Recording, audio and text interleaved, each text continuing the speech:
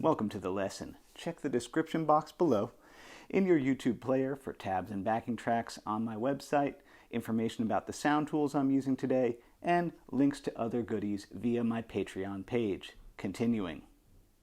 Let us begin. Let's talk about what is happening here. This is a B minor triad. Then, what the chord progression we're playing over is B minor. Let's do easy version. B minor, E minor, B minor, F sharp major, which is a 1 to a 4 to a 1 to a 5 in a minor key. And so this is an exercise in seeing if we can connect, staying in the same string grouping,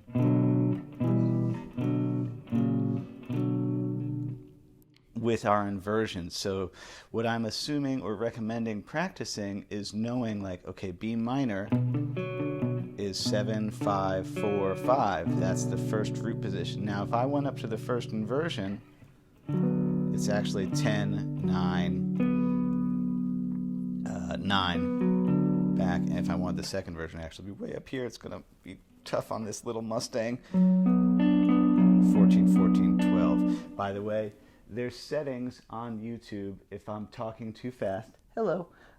If I'm talking too fast, you can either, if you're on an iPad or something, I think there's a gear up here to slow it down to 3/4 speed, or if you're on a desktop, there's a gear down there to slow it down to 3/4 speed. So it's like, I guess I should have made a lesson first that was just the triad inversions. Oops. I'm assuming maybe you've looked these up at some point, but this is a good exercise in testing your connectivity. There's the one, so if it goes to E minor, I'm like, okay, E minor is, there's first inversion, second inversion, where's root position? Over there, so I'm thinking to myself, oh, that's the next closest one, which is 7, 7, 5, back to B minor, and then I'm like, oh, F sharp, well, that's too far away from that, where's our first inversion? There it is. So, you know, oh, F sharp major. Well, I guess you wouldn't have the fifth there, but first inversion, second inversion, and root position. So notice I stayed on these same string groupings. So this exercise is going to work through this one, this one, this one, this one in each string grouping to really test connectivity. And you can see I'm going.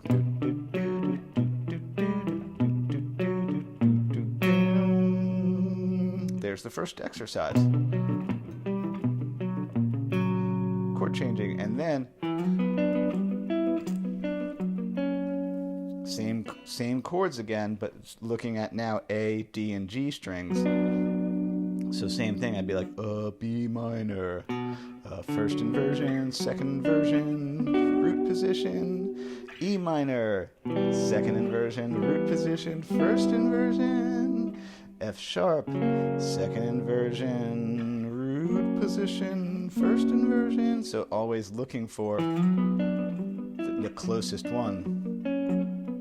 So in this scenario, it's now B minor is 9, 9, 7. E minor is first inversion, 10, 9, 9. B minor again, and now F sharp, the 5 chord is 9, 8, 6, and notice I did do a slide into it. I went, which I would never usually say to do that. I usually am a big jerk to my students about, I won't say jerk, I'm like Yoda, you must use pinky. However, in this scenario, it seems smoother to do that. Notice I am palm muting to make it sneaky. And same thing. Now we're at, there's our B minor, happens to be root position. Let's just run through the inversions. Root position, first inversion, second inversion, or you could think of it down there. E minor is going to be second inversion, root position, first inversion, and F sharp, first inversion, second inversion, root position. So instead of moving linearly, I'm still just testing myself to keep them. By the way, if you watch my video on Hoist That Rag, the Tom Waits song,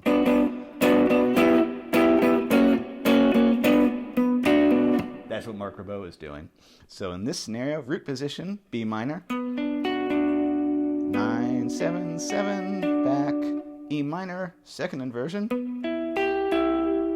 9, 9, 8, back to B minor, and F sharp first inversion, whatever that is, 8, 6, 7, back. Here we go.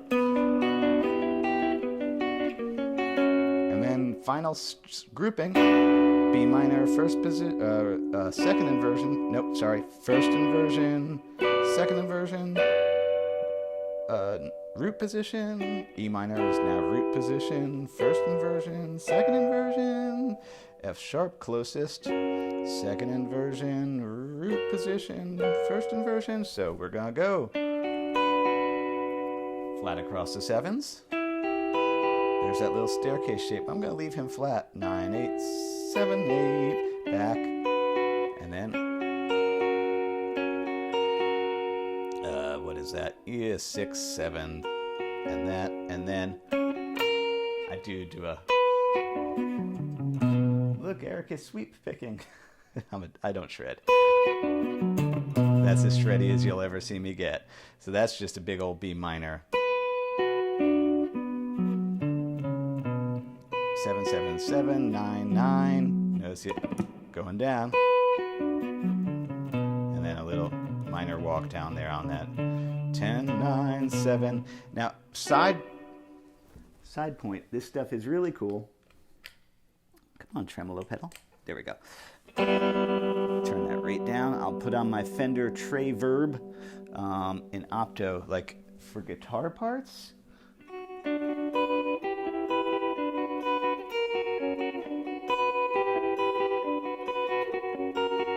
You know, that's a great thing if you're in a band or just recording stuff. That's one of my favorite go-to sounds.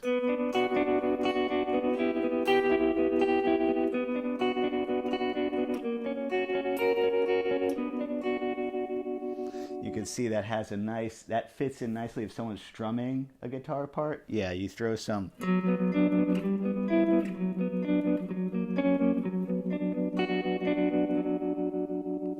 That's just a side bonus thing. There you go. I think the main takeaway from this lesson would be to see how wherever you are on the fretboard, really every chord is right there. Let's think about that for a second. Yeah, they really are. They're all right there. It's just a matter of us spending the time to be like, if I'm on a C right now, I bet there's a G right here. If I'm on a G right now, I bet there's a B flat that's somewhere right here. Really interesting stuff to play around with. Great for creating smooth chord movements so you're not jumping all over the fretboard when you're working through a song. And as I pointed out just a minute ago, it can be really useful. You put on some tremolo, it creates a nice kind of layer effect for a song. Good luck.